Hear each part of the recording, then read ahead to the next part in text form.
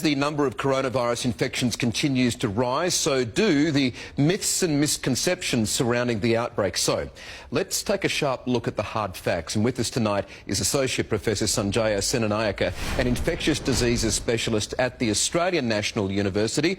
Sanjaya, thank you for joining the latest again. Firstly, very simply, what is coronavirus? Hi, Michael. Coronavirus is a type of virus that's typically found in animals, but has made the jump across to humans. At the moment, including this new coronavirus, there are 7 coronaviruses that infect humans. 4 of them are responsible for about 1/4 of the common cold. Okay, so where did this latest strain come from? This is only speculation at this point, but looking at the genetic sequencing of the virus, we think it started off in bats and then probably jumped to some sort of intermediate animal host. And there are a few candidates at the moment, such as the pangolin, and from there it's mutated and jumped across to humans. Okay, the symptoms, that's important. We need to know, what are the symptoms?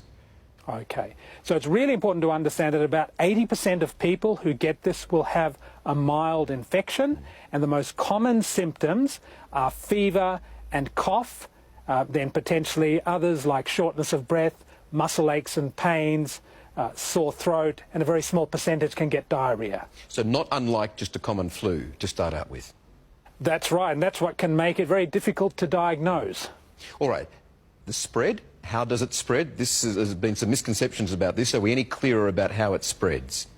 We're not 100% certain, but we think, particularly knowing what we know about other coronaviruses, that it spreads via droplets. So when people cough or sneeze, if they have the infection, droplets containing virus spill about 1 metre or so from them. And the virus in these droplets are infectious to other people who touch contaminated surfaces or perhaps touch hands of someone who's coughed into their hands with coronavirus. Okay, so how long are those droplets infectious? How long do they last on a surface, for example? We don't know the answers for this specific coronavirus, but looking at other coronaviruses like SARS and MERS, we know that particularly at low temperatures, it can last on hard surfaces for perhaps a few days. All right. Treatment. How is it treated?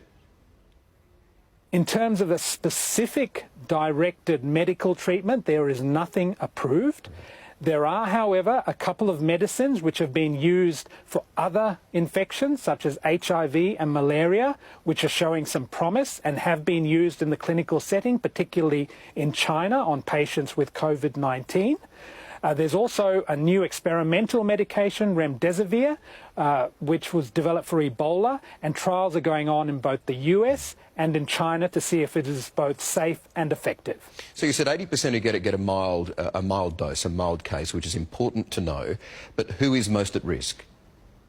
Right. In those people who get more severe or critical illnesses, they tend to be over the age of 60 and they tend to have other underlying health problems, such as bad lungs, diabetes, hypertension, those sorts of conditions.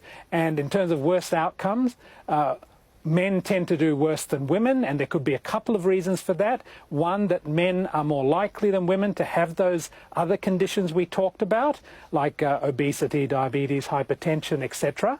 But also, women have stronger immune systems than men. Now, in terms of avoiding catching it, there have been so many different theories about how to do that. What's your most simple advice about how you can avoid catching coronavirus? If we have an outbreak in Australia where there's sustained local-to-local transmission, avoid big gatherings, but I'm sure we'll be getting messages from the government to do that, but also frequently wash your hands. And the advice, we've heard it said today, should we stop shaking hands? Should we stop kissing, hugging? I think it might eventually get to a stage where we do that. I don't know if we're quite there yet, Michael. All right. So on a scale of being worried, a lot of people are worried, and that's just the plain truth of it. In your experience, how worried should we be? If you mean worried that we are going to have an outbreak in Australia, I think we should be worried because I think it is likely to occur, that we're likely to see more cases and local transmission in Australia. But as I mentioned before, 80% of people who get this have a mild illness. Now, if there's large numbers of people who get sick, that will mean that large numbers do get quite seriously ill, and it may in fact put a strain on the public hospital system for a period. But it's not the end of the world. All right, good information there. Let's just change gear here now and call this segment Mythbusters. Let's clear up some of the myths, the misconceptions that's been spreading about the virus. There are many of them. So can you tell us on these points here what's true, what's false, and some of the most common statements? Let's try and clear them up. So first up, face masks, will they protect you from coronavirus? Okay. True if in hospital and seeing patients with healthcare workers and wearing your personal protective equipment, or at home looking after a sick relative. False if you're talking about just walking into the community. All right. Antibiotics, will they prevent and treat the virus? True or false? False. Antibiotics treat bacteria, not viruses. Okay, can you get sick? One example here. If you get a letter or a package from China, will you pick up coronavirus if it's on it? False. False. You will not. Good to know. All right, pets.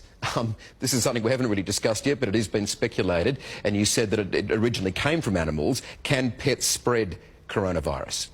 False, but I will add this, that in Hong Kong, a person with coronavirus in Hong Kong who had a dog in her apartment has had the dog tested, and the dog has tested positive, but we don't actually know if that means that the dog's infected or just licked a surface with some coronavirus on it. All right, more to come on that front then. This statement, true or false, heat kills the virus? True. If it's like other coronaviruses, we know that cooking temperatures about 70 degrees Celsius will kill coronaviruses. Okay, and big crowds, if you're on the bus, going to a sporting event, schools, should people avoid big crowds? At this moment, no, but there may come a time as this outbreak gets bigger that the government will advise us to do that. All right, I'm really glad we got through all those with you. There's a lot of advice here, but I think it's really important for everyone watching. Sanjaya, and your experience, thank you so much for joining us tonight. Thank you, Michael. It was a pleasure.